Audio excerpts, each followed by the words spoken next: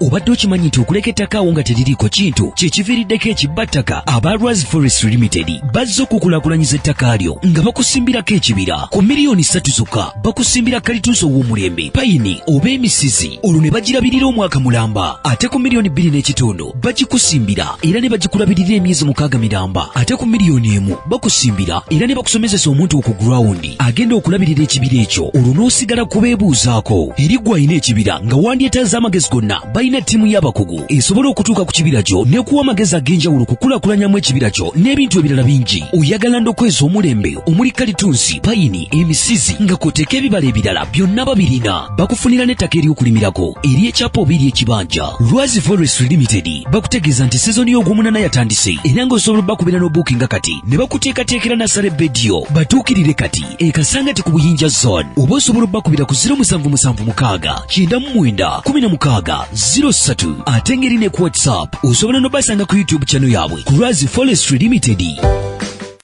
Muna Uganda wangalira mu diaspora, America, Canada, UK, Australia ne Germany. Ng'okyakola emirimu ebiri kwesatu okweyimirizaawo. Okola akaseera kawanvu, okola ku weekend, okola ne ku nnaku enkulu. Tolina kadde n'akamu okunyumyamu ne famire yo yadde okukiringa nabo. Omukisa guno nkwanjulira enkola ey'okukolera ku mutimbagano online business. Kolera awakaawo oba mu kifo kyonna kye weegomba mu nsi yonna. Awo nno ofuna akaseera n'abantu bo ng'eno bw'oyoola omudidi ng'okolera ku mutimbagano. Tekikwetaagisa bukugu bwonna. Abakuyambako weebali okuyisa mu mitendera gyonna. Okumanya okukolera ku mutimbagano yita ku www.d-flax.com oba tukubire ku +1 925 214 kolera ku mutimbagano ne babinojjo bakwebuuzeeko. Kale tukwaniriza ko nyina gyosizira okukwata engotula ku mkutu gwa Uganda byogere awe banywe bali ddala kuzo subscribe ngo sharing ngo commentinga sakono ku nsomo kutu gwa Uganda byogere mu ngeri mo bindala zika kalamu de answer tuli eno mu London je tusinzira okukwata tukutuka ko tukyalimu Canning Town ya rugendo lwa East London ya je tuli eno whether etsimbi mu ngeri mo bindala tukyagezako kukwata tumitinga kuba Uganda abenjawulo bagezako kukwata abakola ebintu by'amaanyi mu ngeri emubena Uganda affe Derek ino yali ku kamera Derek alina mu kusema bya kamera anytime from now ajja kukwata nga afuukira ddala omuntu w'amaanyi naye nga mwebali ddala kumukwatako mwebali ddala nange owulira amaanyi kalirizaako nyako Nasser ngaba ku TV nange ngaye kanzije tujje ku mulimu gwennyini Derek yakulesa ya Derek nandeeta nege akatutuukirewo ddala wennyini kyekitambula bitambulira ddala eno ezimu ku plan za company agiyita Muna Construction ezinya lya mukadde naye nze lyaga liva mu Nasser mukasa mukasa Nasser Derek yakimanyi liva mu mukasa Nasser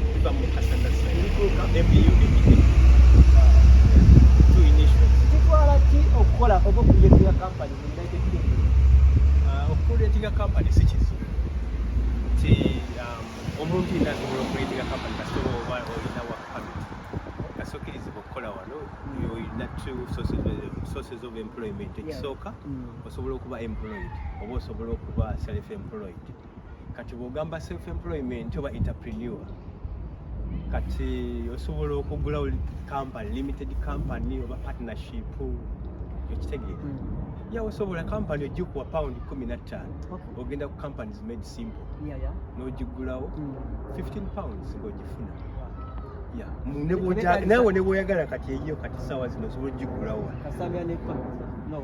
newe oba togirina kati naye ng'osobola anybody can open up naye ekikulu kye bagamba nti olina okuba nti okkirizibwa okukolawo naye nga companies ezigulira abantu companies nyingi you just fill in your information niboga kakalaamu the answer wano enkya kasoba ne address abagikuweereza kati tekirinaako obuzibu era welitakulimbanga nti kirina obuzibu naye ekikulu ekizibu ye sustainability. How would you run the company yo girunning otya efuna etya emirimu kuba buli muntu asobola okugulawo company naye osobola otogisustaininga osobola okusasula abakozi osobola okuba how would you win contracts? Emirimu ogifuna otya kyekikulu. Ne company, anybody can open up a company wano si kizibu. Tukola ki? Mulimu ki wano tukola new build. Tuzimba amayumba amapya. Hey, yeah. Yegwe. Yes. Engineer by profession. Abazungu bakukkiriza okukakana ku kizimbe kyabwe n'okizimba. So zungu enkolera ennyumba zenkola z'abazungu sikola abaddugavu mbakolera ye batono. Olaba tugamba nti n'okugenda obugenzi buddwaliro n'osoma obusawo mu muzungu okukkiriza okuteekako empiso lutalo. Ati okuzimba ennyumba olina time kumande nkutwale byenkola oba waliyo omuddugavu yenna.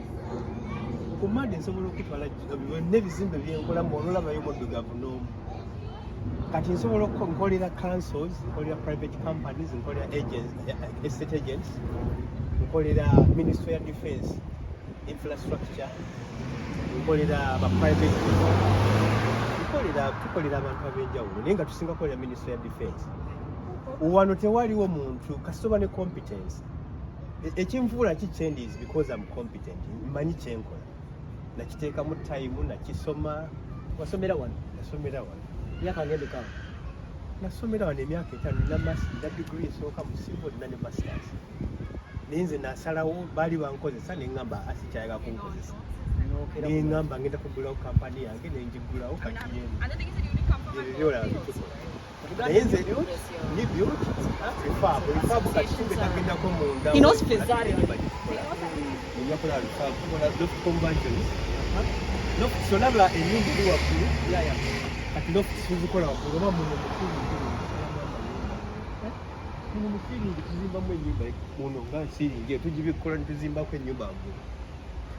Kati tulina extensions emabega w'amayumba tuzimbayo amayumba amafumbiro, bathrooms, kitchens, tukola gardens, tukola ebintu bingi. Wano olina kyokolawo kati? Tugendagenda munda nina ennyumba gyenkola. Twalirizaako. Mama likola bannayuganda kituzaamu amaanyi tugezaako nga bwe tutuuka eno tulabayoko abantu abasobola okubate nga batusembeza ne batulaga ebituulwaki mugamba bwe nti kati gwe bakwetulako tewandiisisinkana gwe wali omanyi nti nawuli ova Bugerere nti enkyo oyinza okuba Foot Street ya London kati singa watuula n'olinda nti nze wendi webugerere naye kakati jawo mbuulire kati nze ku site kati kyakulabirako egy'oli omuntu yenna abavubuka nti gwe watandika ne kamera oluusi na phone naye kati otambula nakulaba e South Africa nakulaba e South Africa nakulaba e Dubai kati oli London enkyo ojja kuba America ojja kuba Sweden ojja kuba wa singa weetuulako wandisobodde otya okukola kati kino kyokola oba wandisobodde okutuuka wa kati nange kyenkola kyokola kyenkola ku mate ne wekiririzaamu kwekiririzaamu temanyengezaako okukwebaza aizeho okukula atusanga eno mu maaso kyengezaako okuba ate nga okwebaza mu kyo nti kituzaamu amaanyi oba oliawo anyone can relocate anyone naye ebiseera ebisinga omuntu bw'aba afunye omukisa ng'ogwo batugamba nti oba otuuse kyosobola okukola kiri kimu wegenda olabirire abakadde genda okole emirimu egyo naye kituzaamu amaanyi okusanga nga bannayuganda bakuleetinga ebintu n'okuba nti nga abantu babawompa omukisa okuba nti nga bakola ebintu ng'ebyo eyo emmotoka emu naye olina emmotoka zetugambye nnyingi kati emmotoka tugenda twongerako okusinza ku dimandi eriwo n'abantu staffing okitegeera kuba kati emirimu gye tukola gyawala tufuuga mayozi nga 50 oba 60 genda gye tugenda kati tuba twetaaga emmotoka kuba fetuba tuli mobile ofuna on call ne bagamba ennyumba bazaagala oziyingira oba ennyumba eno kati Ministry of Defense bamanyi okukuba ne bagamba waliwo abantu abagenda okujja ennyumba bazeetaaga kati oba olina okugenda ne muzitandika ozikola okitegeera kati na on call ku Monday tukeera kumanya kuba tulina ennyumba nga abasirikale balina okuba nga bayingiddemu kuba by Wednesday zirina okuba ziri ready kati n'ennyumba yaba estate agents batenants bajagala naye tulina okuba nga katuba n'ennyumba tulina ennyumba kati sofa tuba n'ennyumba nga 10 oba 15 capacity twandibadde n'ennyumba nnyingi naye tetulina capacity. Mufuna muki emirimu gino through online, through advertising on radio, on social media? How do you get kyegambye competence bw'oggulawo company you need to abazungu balaga you need to show them your competence. Then you display the kubanga bw'oba ne skills nze ngenda ne ngamba nina masters. How would you use your masters? Gw'ogamba nti nasoma nina masters nina degree naye nga tosobola kwerwanako. So what is the purpose of you going to school? Kyolina okukola bulwoba ne qualifications zikozese teweenyooma. Ekitusasuza ssente ogenda mu ssomero is about getting the knowledge and skills. Bw'ozifuna zikozese laga omuntu nti oli competent naye nga kuliko attributes endala beera honest, beera reliant, beera ng'olina respect, beera exemplary, beera ng'oli muntu atuukiriza nga tolimba. Abantu bonna okukuwa ekintu omuzungu okumpe amayumba tagamba because nze nsingayo okuba omugezi wabula akola nti oli competent. Tolina okuba n'amagezi mangi, tolina genda ku mwezi wabula olina okuba nga oli muntu mulamu, oyogera bulungi. Ebintu ebikulu nnyo ne bw'oba osomye toyogera bulungi olina okuyiga njogera n'abantu njogera nabo bulungi. Olina okuyiga kati kyetulika communication skills, leadership skills, olina okumanya engeri gy'ocoordinatinga nabo bakula abategeera nti oli competent. wano mu kusooka badde mbuuza nti after doing your work, after making it perfect in any other way, you display the work on a website, social media.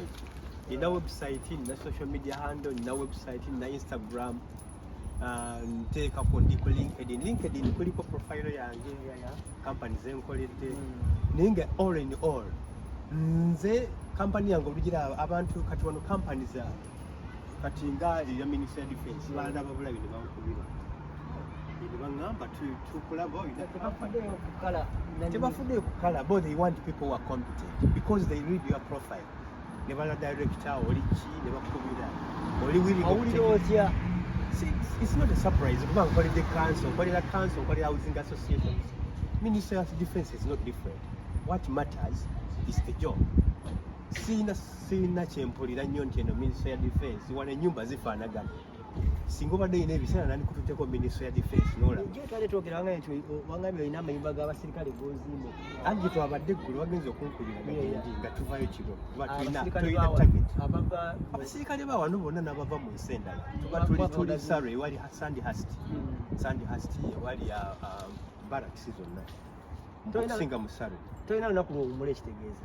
Tuwummula naye bwe tuba ku pressure tetulina kuwummula because we need a target. Tulina abantu kati wano wabaddewo basatu naye waliwo abalala bagenzi kati naye nga tuba n'abantu mu construction tuba n'abantu okusinga permanent tuba na subcontractors olwoba ne capacity olwoba nga wetaaga then you calling people naye twetaaga abantu abali skilled twetaaga abantu abali multi skilled tetwagala muntu ng'olina skill emu kubanga bwe nkolera ku property ngeno mba nsuubira okuba nti ojja kukola paint ojja kukola floors ojja kukola plumbing ojja kukola oba okusaamu amafumbiro ba floors naye abantu abasinga agenda gye n'agamba asobola okukola ndi ku kino naye weetaaga n'oyiga ebintu bingi era ekyo nkikubiza abavubuka oba Uganda bw'oba osoma tosoma kintu kimu ate batugamba mwami Nasser nti niwe muba musoma bakugamba nti kati gwe omulimu gw'osomi wano kusiiga era n'otwala emyaka 3 ng'osoma kusiiga kwokya ekyo bakulimba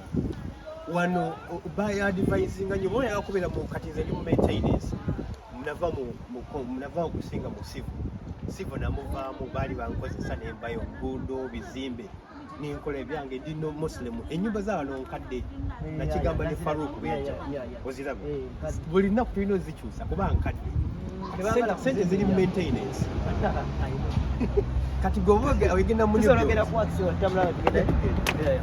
maintenance oba olyangonaga nti eno gundi ekoze bweti kakati ennyumba tapu zaabisi amafumbiro g'okola muli mu dampu ayononye winter ayonona nnyo ennyumba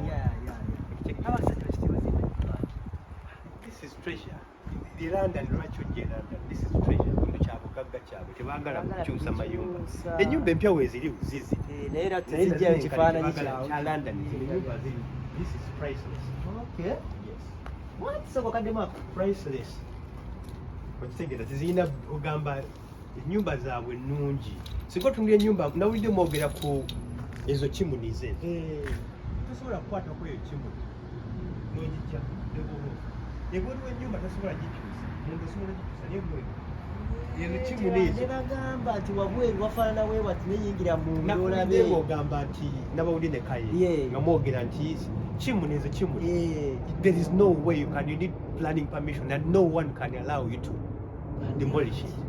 No one. Era bwogamba nti okyusa any structure erina character. Yes. Olina ofuna permission ate nga tekisoboka tasobola kukkiriza gikyusa kuba oba okyusiza demographic gundi yawano oba the appearance of architectural appearance of this area tasobola kukkiriza. Okitegeera balina okupreserving their history.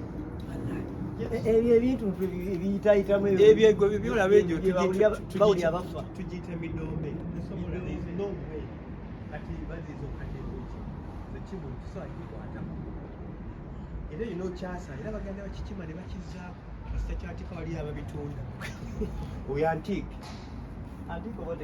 antiiki ebintu ebikadde ebyedda ebikyala bikalabika ebina vali ebintu ebyebbeeyi ekyo kidoome ekyo kyolaba waggulu ekyo kikiringa ekyoyita ekyekisigo ekyo genda okiramuze mu dduuka kati nekirala wano ennyumba kanjogere ku ennyumba wano ojja kusanga ennyumba mu London 2 bedroom nakyogerako ne Faro naye nga nalaba ku comment nga abantu bagamba ennyumba yalimba ennyumba wano tosobola kufuna ennyumba ku sentemeka ku mitwalo ne bwoba n'emitwalo gya 3 mitwalo 1.2 billion ya Uganda tosobola kufuna nyumba wano 2 bedroom mu London etandikira mitwalo nga 45 ejja pound ze billion 2 oba n'okusoma ate eyo yennyumba etandikirwako anti ogenda abantu obutamanya nze nkola mbeera mu property oba ne ba state agents bw'oba oyagala kumanya bbeeyi y'ennyumba buli muntu yenna omanyi abantu balekerawo okuwakana genda ku website bagiyita right move bagiyita right move genda okebere gogenda bugenzo some postcode Canning Town okebere olabe ennyumba ziri ku sentemeka ogambe 2 bedroom flat oba penthouse oba terraced house ekika kisinzira ku kika niye abantu be Uganda bawakana nnyo abaddugavu tewakana nnyo kyetamanyi you need to learn genda osome genda olabe ebintu bw'oba yakutegeera wati abantu bewaffe boogera bwogezi genda osome ekintu okitegeere bw'oba yakumanya nti ennyumba bagitunda ssente bweziti nagamba abantu nti bw'ogenda nga Gravina near Hyde Park ennyumba ziri ku millions eza paundi oba 5 million 7 million 10 million 2 oli nagamba tikisoboka. Go and read about it. Genda ku right move oteekemu Gravina oba Victoria oteekemu ennyumba ogambe zigula ssente mmeka towakana buwakanyi because olina okuyiga tojja kujja wano London room eri ku ssente mmeka room eri ku paundi 100 7 gisulamu room emu eri ku paundi 100 7 gisulamu omwezi 8 okitegeera ate ennyumba embi zino ezitugamba ez'abantu baba wansi kitegeera room mu Airbnb room eri ku paundi 200 olunaku na one night kati ebintu bino abantu bayige kyekitwala okusoma omuntu awakana buwakanyiga bwoba tomanyi kintu ennyumba za wano si ze Dubai price is different ennyumba ze Dubai si ze New York okitegeera kati nze sobola kwogera ebye New York sibimanyi okitegeera kati kyetegedde nti okakatiriza kiri ekyo amanya twakoze interview onaga nti Bungereza nkadde nzibu ng'abantu tebamanyi nti kati ffe tulinye waffe wetusula dedikira tuseewo munda wabweru olaba nga wali nke wakadde naye ng'oyingira munda muganda wange anti kati wano to emphasizing winter the reason lwaki olaba bino bibi winter bazimba structure zino ono tumwita facade mu engineering language is facade. Facade means anything you put outside.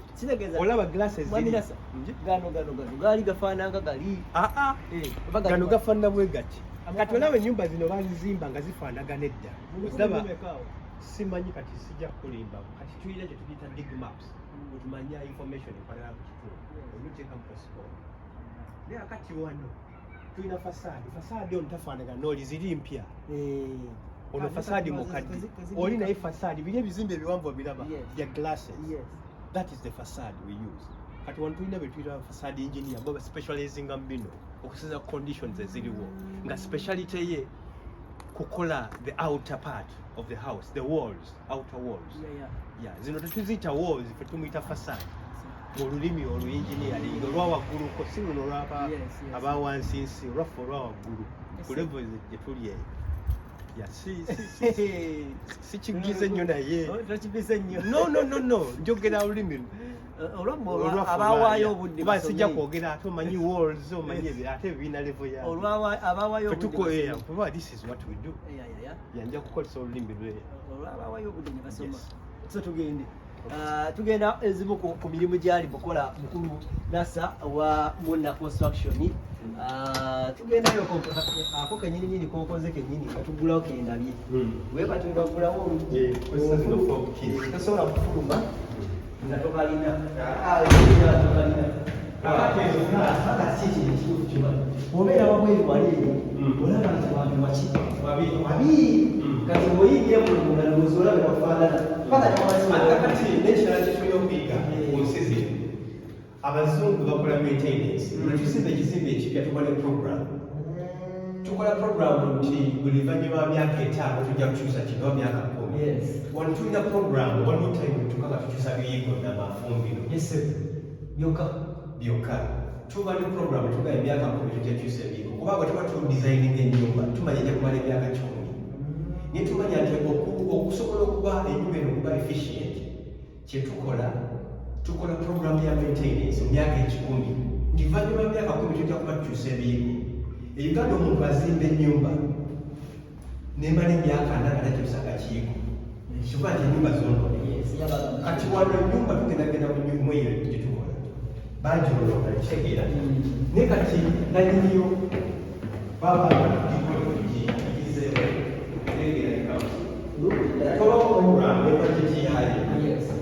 oba eno ennyumba abantu ziri kubimaani kati okupangisa leero akuli kubi nanyini yabalisite agency bebayinaniza abapangisa baabo nyumba eno ennyumba bagyonoona mwalimu abantu balina bagikolirangamu ebitali bituufu nebagyonoona kati yonna tugenda kuddamu tugirivamping kati gwe gumu ku mirimu gy'oliko baali bagyonoona ennyumba eno gira bagiteekamu ebitundu biraba bagyonoona balina ebintu ebagikoleramu abagirimu ne bagiraba ebyo Vegulereza owulira ekitegeera olusu nga balimiramu abaali balimiramu wonna enyumba yonna bagyonoona bwe tolaba bateekamu ebintu bayisawo amasanyalaze kumwe kwonna kwabadde olaba kuno kwabaddeko pins nga kubasimba plat kati enyumba zino tuzifuna tuzikola bazitunda mu auction kalungi kakomyewo akatukyakola tetundaba nakola tutandika butandisi kati ebyo byonna tulina obikola tubimaintaininga kale singa naze netukola nandikidde kumatane nekyapirayo amadde likitolaba singa semiseyo nakantu kange ekituufu tujja eno netusooka twekweka singa kati okusinga obusinzi kale bakwata kisooka kyakusomerera naye singa bwe bali kukola bannange njebale tugezaako zitwala empewo nino mulaba balimirangamu basibawo kuno abaana basimbamu wano ebintu byabwe pinga abateekako obuwuzi netambulira kuli nebasimba enjaga kirabika ennungi nyumba nnungi naye bagyonoona yonna kati tujjako wano ebisenge bingi kati era era tugenda tukita stripping banyokana ebipaliso byona babireka wano bino tebirina mugaso bijja kufuluma Tukyali biramu naye tebirina mugaso. Suula. nga musuula ebintu Omufaliso gwa bbeeyi oba buli ssente mmeka gwa bbeeyi very expensive. kati bagula esimba ogu tebirina mugaso. Kati fe tubitwala wa? Tulina ebinaba tuba n'ebintu oba olina konteyina tuba n'ebintu bye basuula. Oba n'ebintu kuba bampa ennyumba ng'eno ekisuula. Kakalaamu ndowooza ofune konteyina. Buli kimu nga tokisuula. Kuuka, fridge, biki. Yebira nti ovayo ekampala nakugamba oneterayo omufaliso omujja. Naye butuusizza ntya? Era singa wadde olina bw'omutwala Kilo zange zirina ntonola nnyo. naye nga gwa bbeeyi. That is a very nice. Ekyo bitanda. Basudde ekitanda n'omufaliso. Anti biba tebirina kati batugamba mukiriyalinga ennyumba yonna mugikole nanyini yaga kusanga nga njereere tayagala mu kintu. Nasawako esawa mukabani. Tujja twazola sawa 3 tujja tetwakedde nnyo Kati singa nakedde. nagambye ojjewo okumakya wandi wadde okola n'olya n'omusaala. Ekyakeeremu kalule walule. Mukulu Nasser kusanda okola. enkya tugenda anti kati nda pressure ennyumba bagyagala ate nina okugenda Enkya kanzime kalule walule bino. Simbule. naye wano olaba byebyo bitukola. Bannayuganda nawulira nga bagamba okufuna contract London mbawulira nga mwogera byebwozibozi byammwe. Bali balina kuba amakampani manene. Kakalaamu naawe ne bw'oba ng'olina kampani yo wano enkya oba Dereki. Dereki ne bw'ayagala enkya kasa olaba akuba ebifaananyi ayiga kamera naye nga mayiga kamera. Bw'anagiyiga bw'aneetunda wano mu Bungereza opportunity ejjanga gwe weetunze. Bwe weetunda buli kimu kibafayo. Bw'oteetunda kati kiringa e Uganda tuvaayo nnyo nga tuga tusomye navaayo nga nsomya. I did my degree first degree in Makerere. Nasoma nakola economics e Makerere. Ne kati tulina mentality eno egamba nti nze nasoma tukirina nnyo abaddugavu ekimu yino ne wano we tukola. Nze najja nsobye gwe weepankirako wajja osome bati oyinza kiki ky'oyina ky'osobola okukola wonna mu nsi yonna ne Uganda. You need to start something. Toyina kulinda. Kakalaamu watandika oba na phone oba na kiki kati ekutambuza. N'ogenda ku radio osimba. Otegeera. Kati Dereki yatandikira ku TikTok. Ng'ali Dubai namulabanga Dubai ne mu COVID flalinga wano mu njumu COVID nga wano.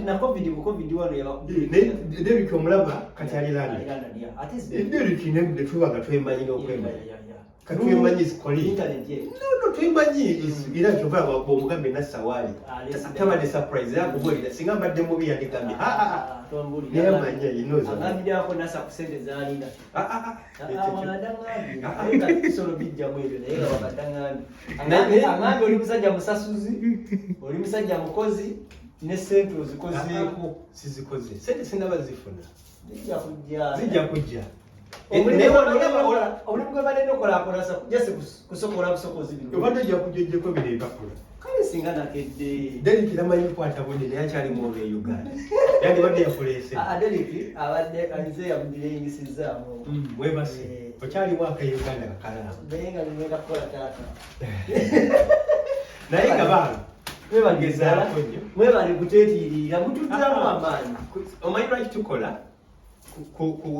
Nze n'okujja okwogera sijja nti lwakuba nze nsinga okuba n'amagezi amangi oba nze nsinga okuba muyivu naye njagala omuntu nze nali e Uganda nga sisuubira nti kuba nze mbaddeko wano mbaddeko Island nabeerako Island naye nga buli kintu abaddugavu kyotandika okukola tekisoboka onokikola otya naye olwokuba nti ndi muntu nze tumala nga nti kisoboka nga sigezezzaako ogezaako kati tulina obuzibu abaddugavu nti ffe buli kintu tekisoboka ekyo ky'abazungu bwegezaako mukimanya abazungu tetufuna favors ezimu ffe tuli baddugavu negezaako olemerako okitegeera kati gweolemeddeko ku mawulire olaba gy'oli ganda bwe gakutuusizza naye nakulaba nga wali ne Isima gayi waffe Isima twabeeranga naye ku street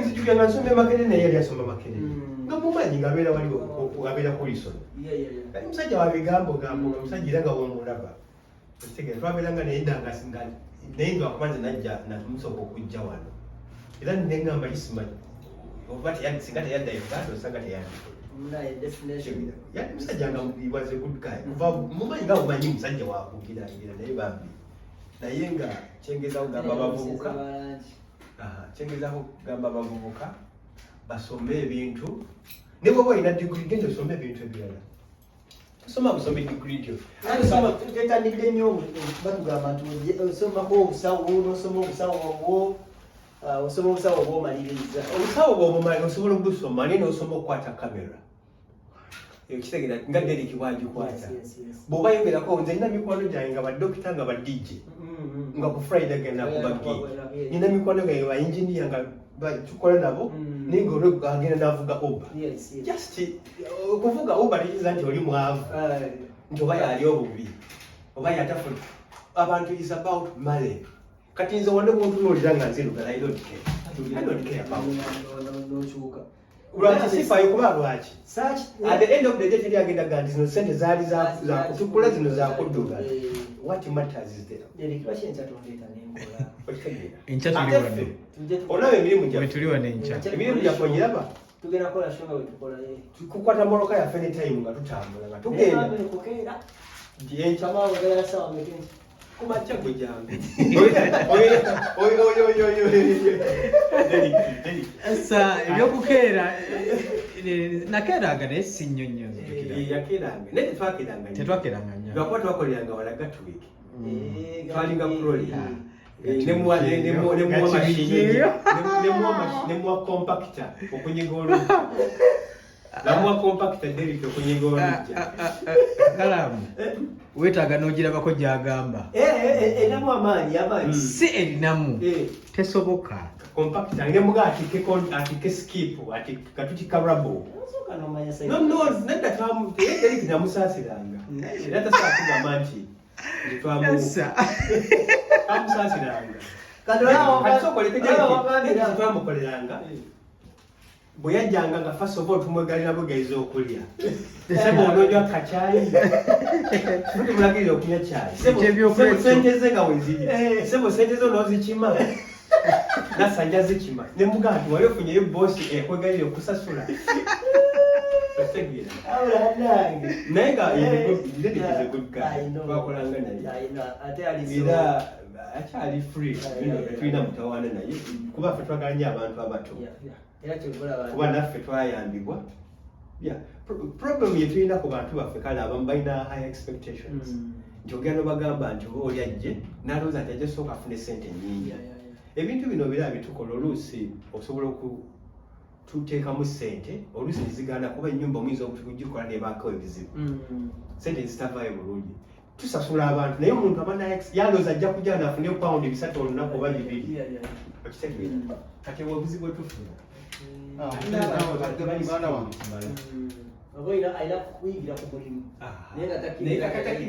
kati nga mmwe mugundi yammwe kati omuntu ayagala ajje wano afune sente nnyingi naye ate oli gwosanzeewo okitegeera kati kampani eba tekola kampani zino ezaffe zikyali nti ezikyakula kati abantu mbagamba basome ebintu ebyenjawulo bw'ojja wano oyiga okukola enzigi okukola enzigi teyiraga okusamu enzigi teyiraga science okukola floors Kakalaamu buli muntu mu nsi muno asobola okukola ekintu nze ate sobola kukola ku radio kati bw'osobola kati ate nkubuulira ate nze kati njagala kuyiga kuteekamu nzigi njagala kuyiga kusiba duuni zina zitani byonna buli oba n'ekintu mu mutwe njagala kuyigamu ku bintu by'omu mutwe kati bw'oba n'ebintu by'omu mutwe bino birabika binafuyize olaba na bino birungi kati kankubuulire bw'oba ne kamera yo bw'osobola okukola olina YouTube osobola okuwadikinga osobola okuba wano ng'okola emirimu gyo ng'ate ogikwata n'ogiregitinga n'ossa ku YouTube ng'ofuna sente ku YouTube okusomesa ate nga bw'ofuna sente wannyini w'okolera ate nga bw'onyumirwa kuba this is your profession. Kati abaana bayige omwana wagenda ku ssomero wadde alina degree oba mu finance oba mu kintu kyonna ky'aba asomye oba tourism asomeyo asobola okuyiga okukola enzigi asobola okuyiga okukola tiles asobola okuyiga painting talina buzibu ogenda okola n'omuyiwa naye eventual oyiga n'ogula ne ku bitabo n'ogendako ku YouTube n'olaba oba n'ojja n'abantu abalala ne bakuyigiriza. Target yesinga eri ku baani bannayuganda balimu nnyo wabanga ni target yange ogamba benkolera nga yola abantu besinga okolera si bannayuganda nsinga kolera bazungu bannayuganda bakolera kitono kubanga kati mu construction industry kirina kye tuyita ba clients bwe tuyita ba influencers bw'oba oyagala kufuna flow of work olina okunoonya abantu nga they are investors government institutions kati nga housing associations council kati nga minister of defense okitegeera olina okufuna company you go there as a subcontractor kuba flow ya work eba nyingi ne kati bano abantu individual private ayinza okuwa ennyumba n'amala emyaka 5 watazzeemu gikola kati omuntu yenna bw'oba otandika ekintu todependinga ku bannayuganda kuba oba tojja kukola community bakyali katono abantu baffe they are not good at spending money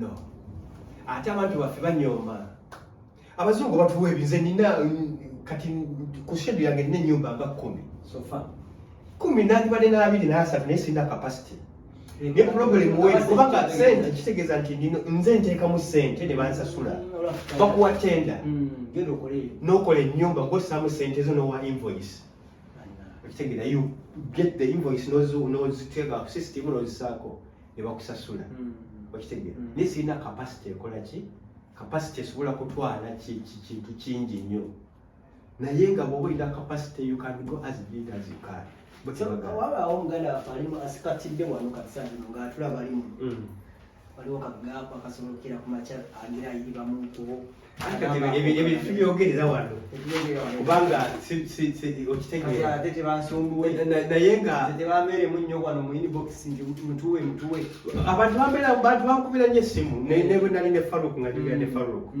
abantu bampeereza nnyo message naye sireeta wano bantu wabali baŋŋamba ndeeta ntwale erandayakolekiyinja sisobola kubanga visa teri muntu twaganye abantu okujja Derek ono yajja wano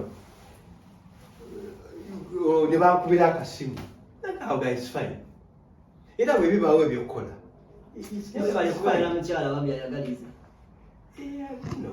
tulina okwagaliza kuba naffe mu life tebalina gwe batayambye lwakuba nti abantu balina obuzi bwonna bwe tulina abantu kuba na high expectations kuba nti oli kyagala kutandika nze natandika okukola mu 2003 natandikirako pound ya 35 per day 35 nasooka nkufuna buli lunaku nga mu wiiki nfuna pound 15 ennaku 5 tadabe 35 no 15 mu nakolanga 165 5 days yeah sente zeddala kati bali ekyaliwa akati sente ziba nyingi luli anti ate olwokuba najja simanyi kati pound 10 nakolanga pound ya 35 buli lunaku nga ze bansasula nga ndi porter we najja wano okitegeera naye nayiga it was a school then neyimbiga kati omuntu bwajja wano ate bwojja beera ne attitude ennungi bw'oba ozza okukolakola totunira nnyo kya ssente okusooka beera ng'ofuna zofunye nebeera ng'oyiga bw'oyiga bw'otandika n'okweramula okuba nga Nasser sebo mmanyi mangogalira n'okwegayirira sebo jangu Derek kati Derek omulaba namwegayirira nga ajje sebo nga Nasser sigenda ndisiraawo tokubira essimu yo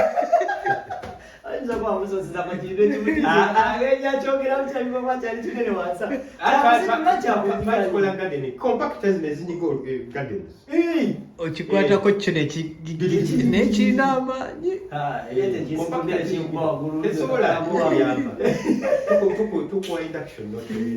naye kati kumanya waweza kuba ate ng'omanya amaanyi go wegali naye ng'abantu bayige okukola okugamba kyetugamba okuba ne skills era naye kyeneebuuza obanga ovudde Kampala nga tuli minisita lwaki olowooza nti onatuuka e Bulaaya okulongwa minisita nabwo gyeguli naye ffe kati sente ziri mu mirimu mikyafu ziri ku site esente ziri mu bantu abazungu tebagala muntu atuula nti manager ebyo mirimu gyabwe gyabeeyo bo baliwo okulagira kati kano paka wekavaako yes tulina kye tuyita steamer lwakuba temuli masannyalaze bagajjako tukozesa steamer yerijjako tulina steamer machine gyeri mu mmotoka naye tetulina masannyalaze amasannyalaze bagajjako engeri bano baali batandisa okuconnectinga amasannyalaze erigale bye baali bakola naye kakalaamu mwebaleokumpayo obudde okusookera ddala webali kundeetako ku site twali tudde mu kati netubinyumya nga bitunyumya tebikola ki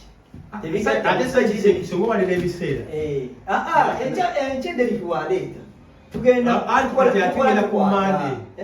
ku mande ngenda mu barracks zenkolera ngenda ku mande nobojja tujameka zenyinza okola olunaku mani gampera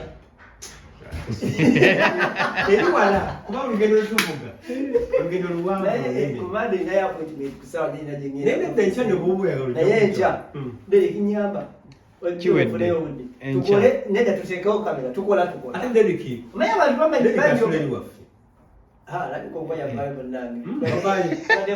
tubadde ne chairman enyumba mweyamuwandiisa naye oliwandikaokamusanga yabasula so enkya kaziye tukole fenna tukwata bwe tukola abantu balage mayire abantu balowooza mbu siinaamu mangi alompe wali wagumu ojja kugejjeko ebipapula oba osiige tuli oba ozibikire byagala bizibikire ntya ibyo bwejja kujja bwejangu oba oyagala enkya kukola jangu okole ate nze ngana am the executive director. Thank you my brother. Jangu enkya bulamu bino tubikola oba ofunye chance Munnayuganda wajjanga tubadde bagamba wabawo opportunity. Yes. Ekitegeera kyete opportunity y'okusala akajji. Ekitegeera kugamba akajji Munnayuganda alina kuba surprise alaze nti bino by'abazungu. Bino si by'abazungu. Bino tebirina science. Bino okujjako ku n'ebipapula tebetaaga muntu kugenda ku university oba ku college. Okusitula bino ebisaani olega situla ebisaani dereki yakwata kompakita nga tagisomanga na nemugamba nyiga nanyiga olujja lwalumala oba oyagala ebifaananyi jjabbiku oba oyagala naye nga mukuwa vidiyo njiiga anyway tweyanza nnyo tweyanzege atubadde ne Uncle Nasser omuna construction tuli wano mu East London ekisinzidde okukwata tututuukako okuba ate ng'otulaba musanzeko egimu ku mirimu gyali mu kukwasaganya mpolampola construction egenda mu maaso tufikiriza nti ejja kukwata erabika eddala bwegye n'olumu yemu eri ku ddati gye tukoleddemu naye ate obanga okkiridde eri wansi gye tubadde wano waliwo ekigenda mu maaso gino gye gimu gyali agamba nti bali mu kusiiga mpolampola ennyumba edde bujja etereerera eddala waliwo wetubadde wansi tubulabira ddala wanjawulo omuuko mu kusiiga tutandika butandika emirimu gikyaliwo tutandika kati wano tutandika is just stripping n'okutandika okusako first coat okitegeera nitulina enzigi zino zonna zirina okuvaamu tuseemu endala ebiyigo bijja kuvaamu emirimu gikyali mingi tukyakola naye kati ffe tetujja kubaawo abalala bajja kujja basigale wano tujja gende tukolawo weekend olwokuba tulina pressure kati tujja olusi ne tuwa ku backup okitegeera kati ovola tujja ne tuwa backup tukola katusumbuka tebakulimbanga nti biri mu science tebakulimbanga nti contract bazigabira bantu abazungu tolina okuba munene nnyo olina okuba nga wazaalibwa wano anybody can get a contract kasobera nga oli competent ng'osobola okwemaketi kisinga obukulu